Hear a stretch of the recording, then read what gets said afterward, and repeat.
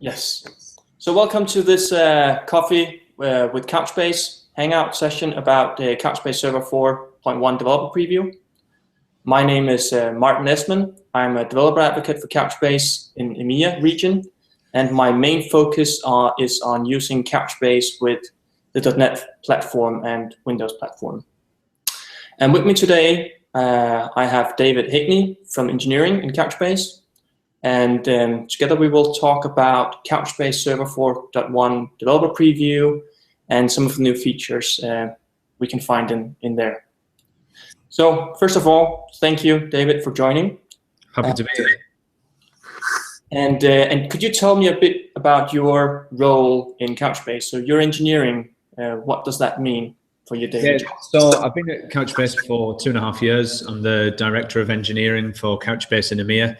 Means I have responsibility for the development team. The development team focuses on the memcached portion, the key value portion of Couchbase Server, and also responsibility for the technical support team out here in Europe. So liaising with some of our most strategic accounts. So that means that you every day work with our bigger customers and help them get the best out of Couchbase in their. Yeah, absolutely. It's nice to have both responsibilities, so I can take the feedback directly from the field, and obviously feed that straight into the engineering team and help influence and shape the features that we build. So I guess you have a broad knowledge about most of the platforms that we support, both Java, .NET, whatever SDKs that we give and provide our customers with. Absolutely. Spectrum of different environments, infrastructures across the board using the full remit of our SDKs. Perfect. That sounds like a very interesting job and also a bit challenging sometimes. So let's talk about Couchbase Server 4.1 developer preview. First of all, what do we mean by developer preview? What does that mean for me? So you can think of it sort of like a beta. So if you imagine the software development life cycle, when the software, the code has all been written, the engineers are happy with it, and then again goes through quite a rigorous QE process where they find all the bugs. So that's happened, and when we get a little closer to release, maybe there are 1 or 2 wrinkles still left in it, but we think overall it's good enough for people to try it out, get their hands on it. And we're interested in the feedback and their experience. So it's a version of the software that's approaching GA. It's not quite GA ready yet. Like I said, there might be 1 or 2 issues, but we think it's beneficial for both ourselves and our users. So our users get to hands-on with the functionality early. They get to play with the familiarity with the features, and they get the chance to provide us feedback. So if there's anything that's not quite to their liking, if they find any issues with it, they get the chance to provide that feedback to us before the software actually goes GA. And of course, from our point of view, it's great news that we were able to get this feedback early, and hopefully make some alterations to the product before we publicly make it available. So in general, developer preview is, we expect it to be a good experience for a developer to use, but they should expect some minor things that have not been tested thoroughly yet and could still need some polishing or some changes actually. Yeah, I wouldn't say expect, I would say, but don't be too surprised if 1 or 2 things do. So most of the broad functionality is there. There's some great sort of headline features that we've got in the 4.1, and we really think they're ready for people to get to grips with them and try them out. Okay, so if I find that a feature could be relevant for more than just me, could I then give that feedback to you, and eventually that could perhaps pop up in the release of 4.1?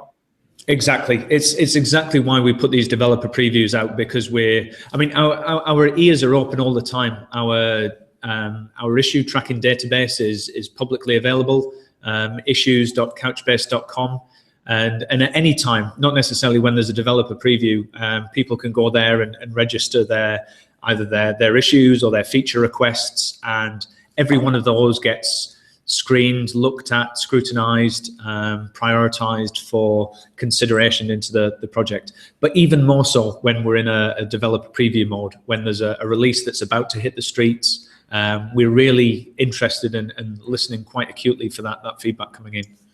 So for everyone listening, this is the time to get your features or give your feedback to 4.1 Developer Preview. Exactly. So what is new in 4.1 Developer Preview? What's been added just at a glance? So there's some big hitting improvements to Nickel. So earlier in this year at our conference in New York, we announced Couchbase Server 4.0 with which brought the introduction of Nickel. So this was a huge move for us. So now, as well as the lightning fast key value performance, a whole new way of being able to query the volumes of data that people are storing in it. So a really powerful, intuitive query language. So that was introduced in 4.0. So now when we're about to launch 4.1, we've made some quite significant enhancements to that. And you'll continue to see this throughout our roadmap in subsequent releases. So the three big headline acts for Nickel in the 4.1 developer preview. First is the data manipulation language. Secondly, are prepared statements. And thirdly, covering indexes. So we can talk about each of those in a little bit more detail. Okay, so for me personally, Nickel is the one big thing that I enjoy most when using Couchbase Server now. I tend to use it a lot more than I actually expected. And so with respect to Nickel, what has been updated? You say full SQL, or you can now update things, or what? Yes, so that's the DML. So in 4.0, Nickel brought the ability to query your data, your usual kind of SQL-like select statements, where clauses, and we had nesting, all these features. But that was a read-only capacity. That's my data's in Couchbase, and I want to query it and extract some view of that information. What we've added in 4.1 is now the ability to write that information as well. So to set attributes of the documents. So an example is I want to very quickly say I'm a retail outfit and all of my product data is in Couchbase. You can now issue a single Nickel statement that you could apply a discount. You could update the price attribute or the price field of all documents where that document type was summer clothing or whatever. So actually again, that same, harnessing the same power and intuitive nature of Nickel, and using that to be able to update the documents as well as just query them. Okay, so that means that I can send a single Nickel query to the cluster, and it will be processed on the cluster, and all the documents that will fall into that query will be updated. Absolutely. So that must mean that I could save a bunch of network traffic, because in the old model I would need to pick out each and every document or get every document from the cluster, update it, and then push it back. Absolutely right. So there's a couple of big benefits. One you just mentioned there, you don't have the sort of the complexity or the hassle of retrieving all of the documents to apply the update. So there's a saving there. The other is the simplicity. It's really a very straightforward, human readable sort of SQL-like syntax for performing these updates. And so that's rather than having some reasonably involved client code in order to do this. Now it's like I say, it's a single swipe of the Nickel syntax, and you're underway. Interesting. So when we talk about Nickel, we always come back to it's an SQL-like language, and I completely agree. It's very much like reading normal SQL. But how much of SQL do we support? How big of the language comparison do we have? How much equality? Not absolutely every. So it's not a superset, but it's quite. We've got quite broad coverage across the language, and it's really. I mean, it's no coincidence. It was inherited an awful lot from SQL. So anyone that's one of the other advantages of Nickel is that anyone that's familiar with SQL will have no difficulty whatsoever picking up Nickel, including these new additions in 4.1. Perfect. Very, very interesting. So bit of a tricky question. If we allow something to be updated, so now Nickel is not only read-only, now we can update things. Does that open up, or should that open up for something like transactions? So is transaction something that we will see in the future? Is it something that we are investigating how to do, or yeah? Yeah, so the implementation today is a little different. So when we talk about transactions, that comes from typically the relational context, where you want a log and commit points and the ability to roll back or replay transactions on your data set. So the implementation today is a little different to that. Behind the scenes, it's all implemented through asynchronous key value operations. But as you'll have seen from in the 4.0, the roadmap is we've introduced the query language, and absolutely the transactions is something that we'll be looking to incorporate in the future. Looking forward to that and see if we'll have transactions in a future release.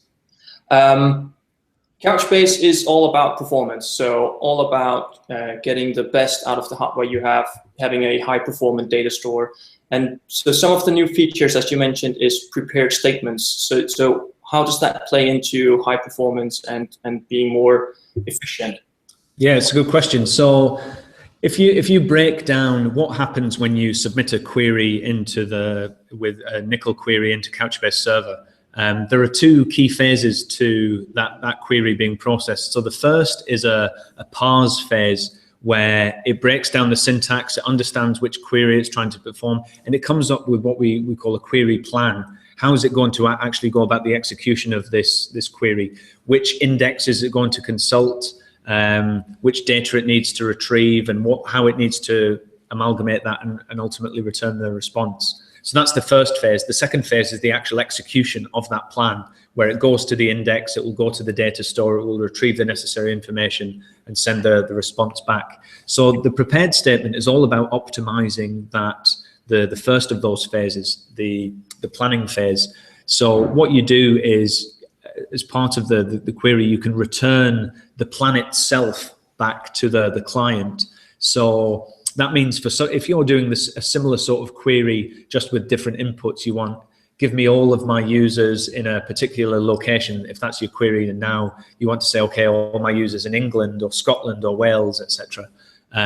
What you can do is construct that plan once, return it to the client, and so when you run the query a second or a third or a fourth, etc. time, what you do is you can supply the plan and say, I want you to run this query, but with this plan, and it completely optimizes away that first phase for the subsequent queries. So it's a good latency saving on your query execution, because now you can go straight to the execution phase. Okay, so I can store it locally. So all the work of doing the query plan, processing the actual query, parsing it, making sure that everything is okay, I can just, let's say, cache locally or save locally, and then throw directly into the cluster, and the cluster will execute it immediately with just the parameters that I put in. Exactly. So it's a nice latency saving on your query execution, and a meaningful performance optimization. So I know every time when we talk performance, that the obvious question is, how much time could I save? So do you have any indications of how much, or resources in general, that I could save by using prepared statements? No, I need to give you the politician's answer on that one, which is of course it depends. It depends on how big your data set is, how complex your query is. But certainly it's something that's strongly recommended. I mean, this is a concept that's, again, we've brought across from the relational world, something that's pretty standard practice for people that are doing a lot of queries, the ability to prepare the statement so we know how the query is going to be executed. So it's done for a reason, particularly if you're going to execute a lot of the same queries over and over again. Something that will definitely advocate as going to give you a meaningful benefit. Okay, so yeah, but that sounds reasonable. Also, if you have, or at least I begin to have queries that are more and more complex. So I guess that will take more and more time to actually parse every time and make sure that everything is okay. So in those cases, it will of course make more sense, yeah, to use prepared statements. One other thing you mentioned in the intro was covering indexes. That's also something new and also has a high effect on performance and optimization. Yeah. So again, exactly the same with prepared statements. This is a standard concept in the query sphere, and this is to do with that second half, the second phase of query, the execution phase. And so now, so if you look at in 4.0, how does the execution go down? So you've come up with your query plan, you know which index or indexes you're going to use. You then consult those indexes to retrieve the set of keys that you're interested in. You then go to the data store, the Couchbase server data nodes. You retrieve the documents corresponding to those keys. You parse them, you extract the right thing, you roll up into the result, you send it back to the client. Now, for a lot of indexes, the information that you need in order to be able to respond to the client is contained within the index itself. So what you can do is you can cut out the second bit of that, so you don't necessarily need to go to the data store. If all of the information you require to formulate your result is in the index, this is what we mean by a covering index. The index itself covers the entirety of the query. So instead of having to go to the data store, all you need to do is pull the necessary information from the index, and then you can calculate your response and send it straight to the client. So you cut out that phase of retrieving doing a bunch of key value document retrievals from the data store. So okay. let me maybe give you an example to illustrate that. Again, if we want, let's say I've got an index I've got a user profile store, and I've got the age of all my users, and I want to know how many 50-year-old users live in Scotland. Now, if I've got an index on age, I can go to the index and find out all of my 50-year-old users, but I then need to go to the data store and pull those back to see which of those live in Scotland. And so clearly, in order to send that response, I need to look up the index, and I need to go to the data store. Now, let's say if I do a more intelligent index, if I index on both age and location. So in my index now, I would have 50 and Scotland, and that would become a covering index. So if I ran the same query, the index would be able to tell me, hey, here are the documents that match where the age is 50 and the location is Scotland. So you're cutting out that second step where you have to pull the documents back and parse them. So again, a significant performance improvement for these types of queries. Yeah, this is something that. Yeah, this sounds like very, very high performance. So that could actually, you could benefit from this very quickly, I think.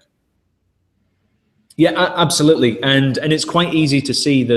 By using the nickel explain statement, you can quite readily see which gives you a bit more detail about how the query has been executed. You can quite easily see whether or not the query has been performed on a covering index or not. Okay. Interesting. So can I describe this as a way of caching? So we have an index or some response back from the cluster, and then we cache it and make it easily available on the query node itself. So we don't need to go back to the cluster and data nodes. Is that way one way? I think that's fair. Yes. So basically, yes, all of the necessary information is held within the index itself. So almost like a cache, and then so no need to go to the data nodes. That's absolutely right. Yeah. Okay. So that sounds really like something that could highly optimize a query and also the response time, really. But that again means that you would need to think about your indexes and have them perhaps have a bit fewer indexes that cover a bit more data, and then be able to reuse them instead of having a bunch of small indexes, or what?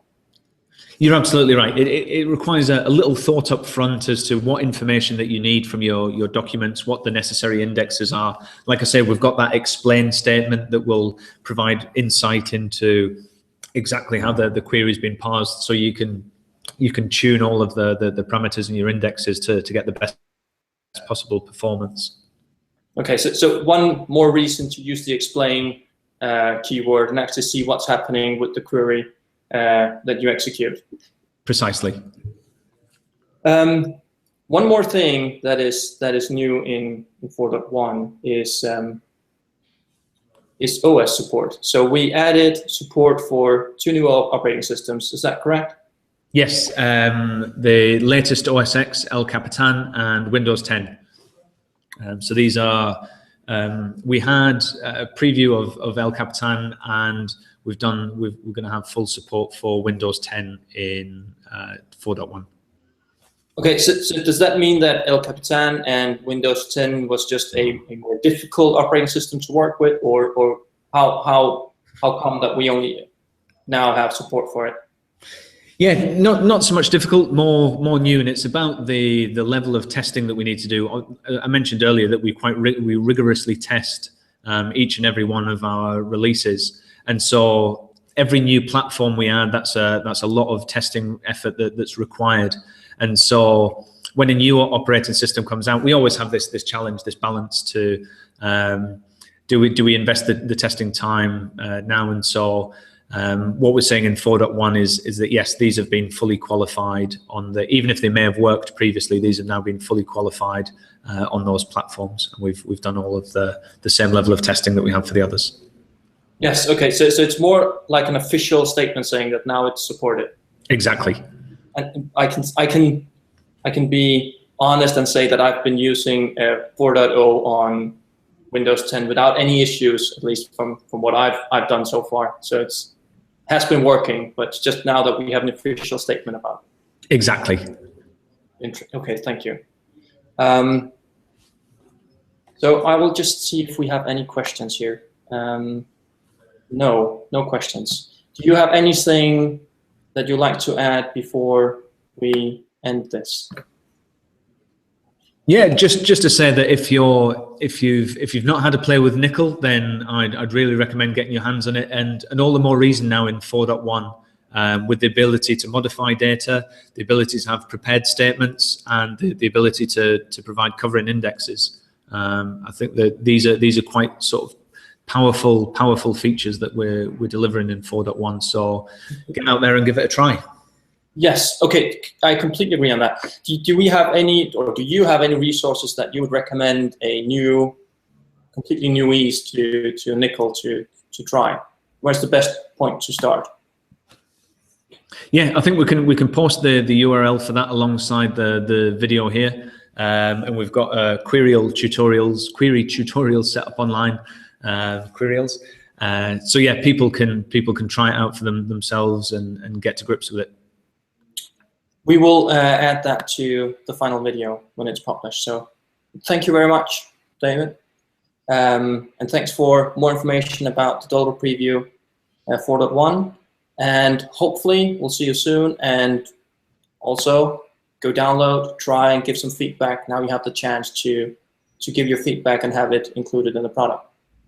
So, pleasure. Thank you.